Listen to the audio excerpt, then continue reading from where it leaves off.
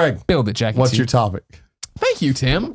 My topic is it's about movies. I want to talk about movie ratings. Okay. And namely, I want to know why America is a bunch of prudes. What's wrong, Kevin? Get on your microphone. Use your big boy thing.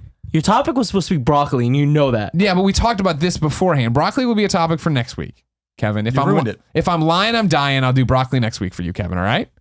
Kevin, our ice topic was such a hit. Kevin, give me a big smile. Was it not? It legitimately was. Yeah. People really liked it. Broccoli next week, everybody. Hold on to your horses. I went and saw a cinema last night called Batman v Superman. Again? Dawn of Justice. So bad. Ultimate Edition.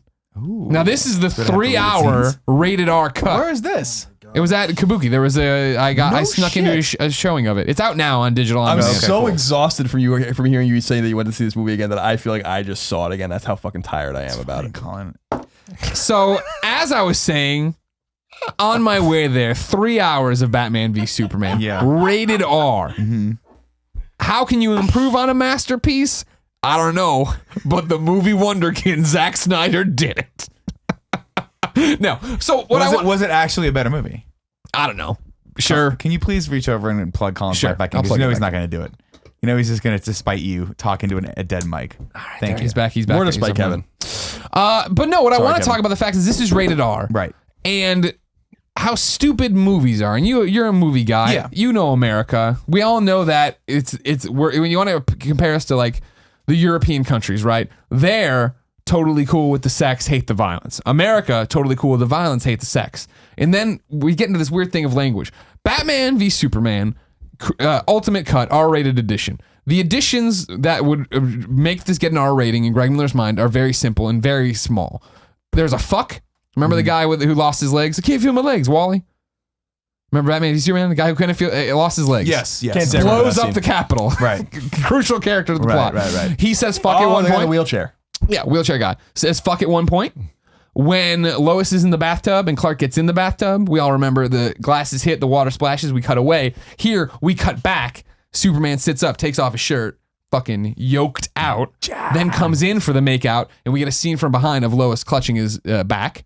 Hot. You're like, all right, that doesn't seem too far gone. Then, and not awkward, I guess, but a weird insert, getting ready for the party at Lex's house. We know how like Bruce Wayne, he throws the cover off the car. Right before that is him in the shower, naked, his ass to the camera. And we can see Ben Affleck's ass. And You said there were very small differences. I've seen Gone Girl. There's nothing small thing about is Ben huge. Affleck's hog. just the ass. We did not get the full frontal Gone Girl. basset hound How hanging you off his doing? fucking We did torso. not get that. Instead, we got his buns, hun. Okay. There's those, the fuck.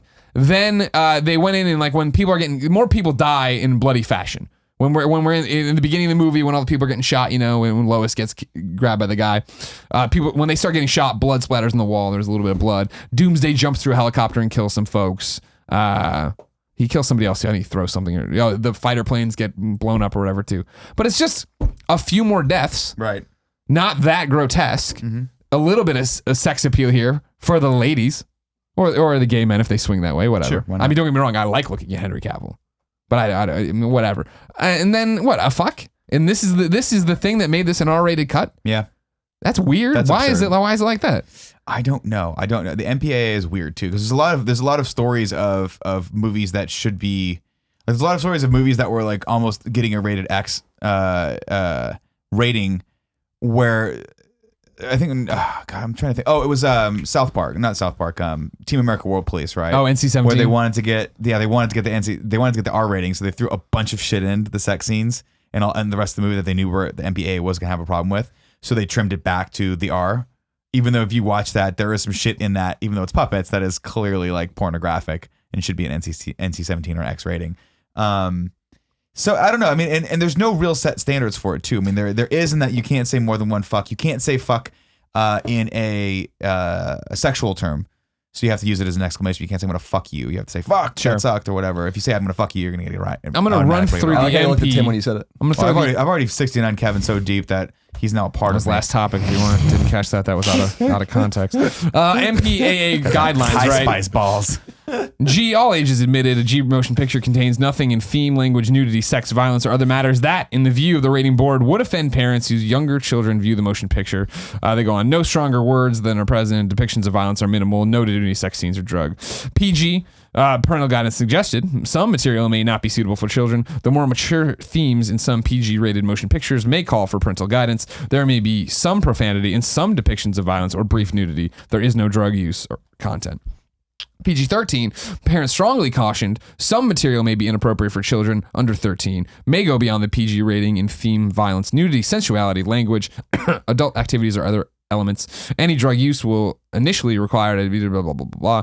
There may be depictions of violence, but generally not realistic or extreme persistence violence. Single use of one of the harsher sexually derived words, authors note the F word, though only as an expletive, initially requires at least a PG-13 rating. That's always the big thing in the PG-13 movies when you're waiting for the one curse word. Oh, right. That's what it was, right. And that's the thing with Batman v Superman, where they spend it, instead of the fuck from him, it was the shit from Batman. Right. Remember when Doomsday's about to blast him, and then Tim's favorite song of all time kicks on.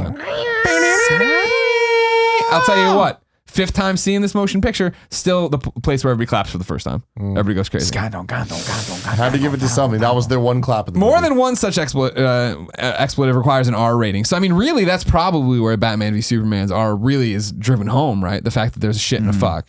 And the nudity. I mean, the ass nudity. Yeah, sure. You're getting No, ass doesn't necessarily get you that, though. R, children under 17 required to accompany a parent or adult, may include adult themes, adult activity, authors note, stuff it's not legal for kids to do, hard language, intense or persistent violence, sexually oriented nudity, probably again with the, like, it's pretty clear now Clark and Lois are going to fuck in that bathtub, drug abuse or other elements. Generally, it is not appropriate for parents to bring their young children with them to R-rated motion. NC-17, formerly X, no one under 17 admitted a movie that, in the view of the ratings board, most parents would consider patently too adult for children under 17 and under. So that goes on. But NC-17 does not mean obscene or pornographic in the common legal meaning of those words and should not be construed as a negative judgment in any sense. Is it possible that they, and I don't want to say, because I know the MPAA or whatever is not on the take or whatever, but like they wanted the R rating, didn't they? They released the movie at PG-13. They did their damage, and now they want the R rating.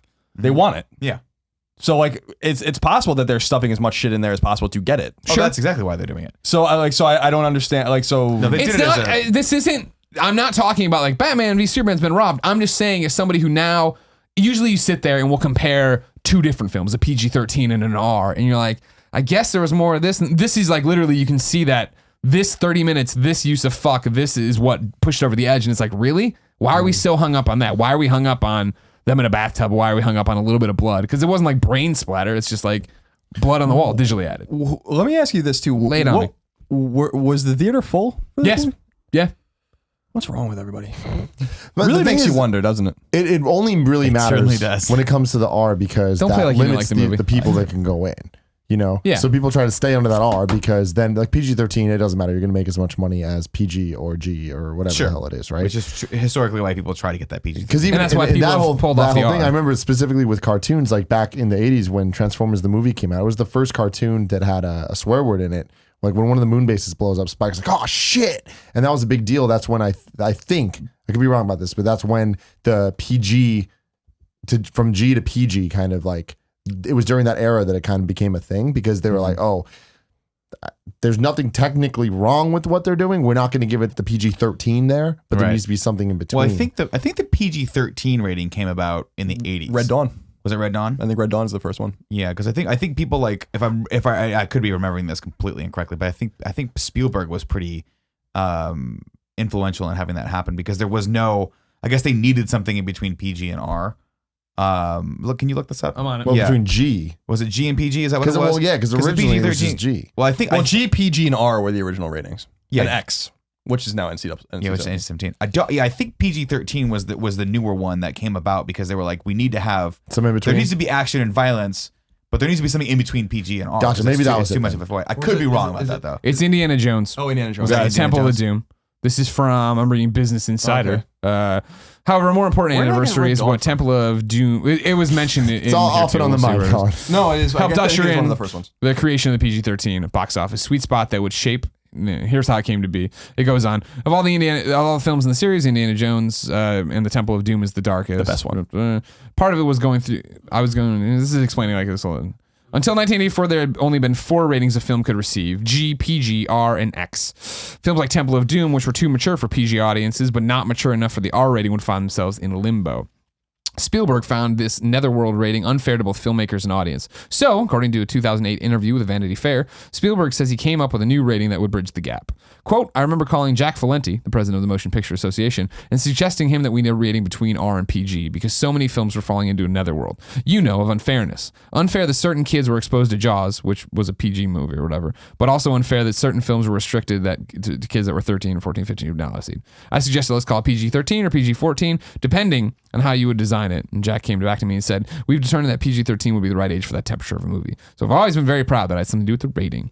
What's crazy too is that there's so many different rating systems, whether it's TV or video games or movie, and they're all similar but different. Like on TV, they have all those different letters and shit. It's like TVMA, TVMA with the L because of language or whatever. Right. TV-14. I mean, that kind of makes a little bit more sense. I mean, my thing is, these are all vanity ratings, right? Like, how many of us, shocker, saw a rated R movie before we all were the time. 18 years Yeah, old? but I mean, All the but time. how many aren't though? And I think that's the key thing. Maybe. It's vanity up until R because R, we've seen it with movies do not make as much money if they're rated R. Sure, up until Deadpool. Well, Deadpool was a successful R-rated movie. But it's also because people aren't treating rated R movies. They're not making the kind of rated R movie that can make money because traditionally they haven't been able to market them. To be clear, it appears that it was the release of Temple of Doom and Gremlins that did not have the PG-13 rating that started all this shit. That's why Spielberg did it, and that's why Red Dawn was the first movie to be released as PG-13. Told you, motherfuckers. But to be fair, Colin I am also obsessed with Red Dawn. was right. Here's the thing about it, though, to Tim's point. Porty, come back here. I saw dozens of movies when I was a kid, R-rated movies with my friends or by myself even. Like, I remember going to see Something About Mary by myself when my dad saw some other movie when I was in 8th grade. And I would just buy the ticket for, I'd be like, I want to see whatever fucking movie I you should walk see. into the other one. But to be fair, the R-rated movies inherently will never make as much money because they didn't get my money for that movie anyway. I gave it to fucking whatever PG movie was in there. I'd be like, oh yeah, it's 10 minutes apart. Give me the blah, blah, blah. And then I just never once, by the way, ever got in trouble for that. No one ever came and fucking bothered me. I remember sitting in Something About Mary by myself in 8th grade when my dad was seeing something else. In like the cum shot scene and stuff like that. Yeah. And I was like, holy God. Like I was like almost looking around. I'm like, yeah, Scary Movie was that for us. That was awkward as all shit being with your parents. Yeah, but you took him to see scary movies. my mom, and I'm sure I'm not alone, used to buy me the tickets and just send me to go do it with my friends. Like that's or their friends' parents would buy the tickets because they just didn't give a shit. In high school, So we you're did 14 have and it. 15, it doesn't matter. Our AMC in the burbs of Chicago did check IDs for rated R flicks or whatever, but you could sneak around it. I mean, modern day shit, good fucking luck. I mean, of course you can sneak in and like, congrats, good for you. But they do so much. They come, they check, they do things where they there's like lights and shit in the theaters, and it's like, Really? can you not? Yeah, dude. I've never seen this. My assumption today would have been that it's easier than ever for someone who's underage to sneak into one of these shows. You can walk up to a machine and buy the ticket, so no one's carding you as you're buying it. And then when you walk in, do you really does the 15-year-old really? I mean, it give a shit depends for on the if the 16-year-old? movie just came out. Like if it's the day of release, like they do check the ticket stubs. They do give you a lot of shit. We also don't look like 15-year-olds. Well, so I mean, think I'm clearly a 36-year-old man, as I have looked for the last 20 some odd years of my life. But yeah, I don't know. I mean, TV is also the big joke, right? Because the only people that are actually able to police that are your parents. But if you have HBO growing up, you can Go put them in a room. I mean, you see all these movies anyway. It doesn't matter. They're all on TV anyway. So it's. I get why it has to happen. I get why it's there. I think I'd rather there be some system in place than no system, no matter how faulty that might be. I just think the way I grew up was, seeing movies like Predator, RoboCop, Aliens, Terminator, all those in the theaters. And they scared the shit out of me, and it's probably why I'm a sexual deviant. Yes, Kevin. Do you think that it's better that there is a system than no system? Because It scares away the pussy kids who are they don't want to be men and go in there. And No, I think it's an important distinction to make for specifically children's movies, right? G versus PG versus PG-13, because I do think that I wouldn't want, if there were none, is by some mistake, some parents walking into fucking I don't know, Alien Insurrection or what was it called? Independence Day Resurgence. And thinking that was going to be just like a fun, spirited movie. So it's good to know that is going to have more violence than a movie like The Incredibles. right? Yeah. The violence in There- Independence Day Resurgence was what they did to the fucking script. Kevin? There's a documentary called "This Movie Is Not Yet Rated," Mhm. and it's just about how like sometimes it really screws over movies. Oh, it does, yeah. and it's hard, and you have to, and it's costly too, because you have to Re-edit continually re-edit your film until you can get the rating you want.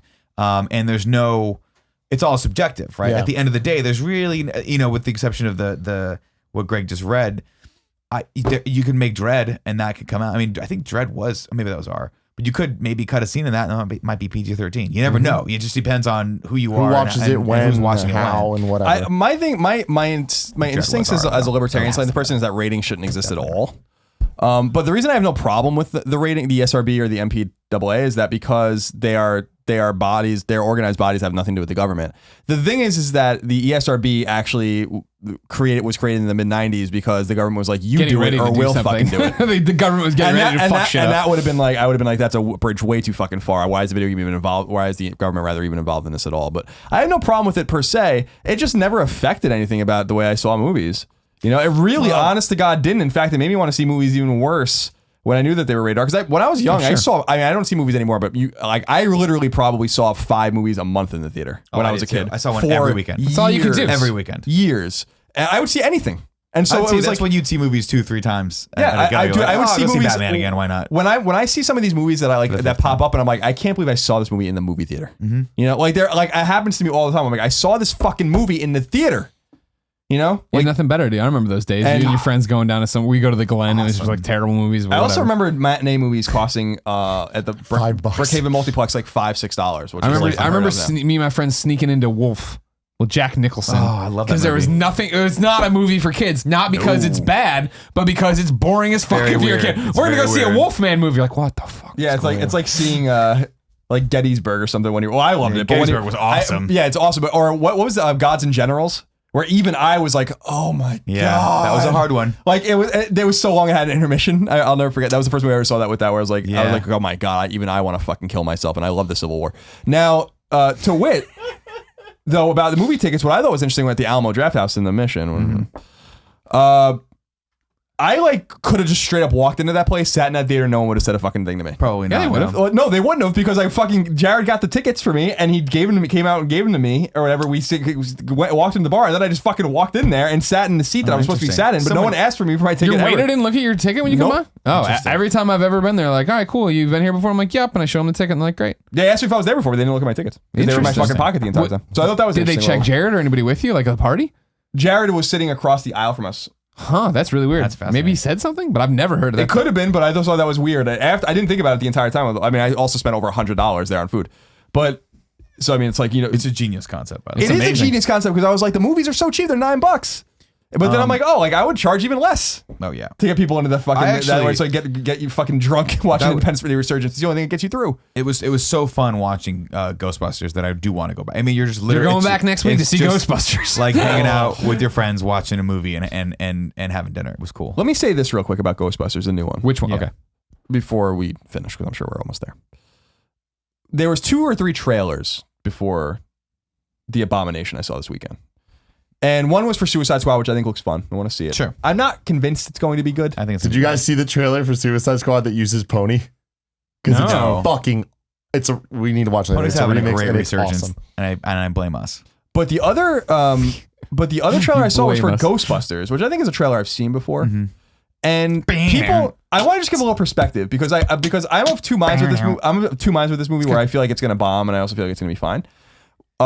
Where there was a lot of laughter and chuckles during it from the people in the audience. Is this the one where and I was laughing. Patty has the ghost on her shoulder and starts leaving? They take a selfie, and she's like, "Really?" Yeah. That's and the I was best like, trailer they put out and for it. I'm like, you know what? Like, doesn't look that bad. I'm still not going to see it as on principle. Because you hate women. No, I do, but it has nothing to do with this. Okay, I don't want to see it because I just don't know how it's Ghostbusters. But I do. But it gave me pause where I'm like, I was positive that movie's gonna fucking tank. My hope And now is, I'm like, oh well, seems like people my are into it. continued hope with Ghostbusters is just that the trailers have been bad.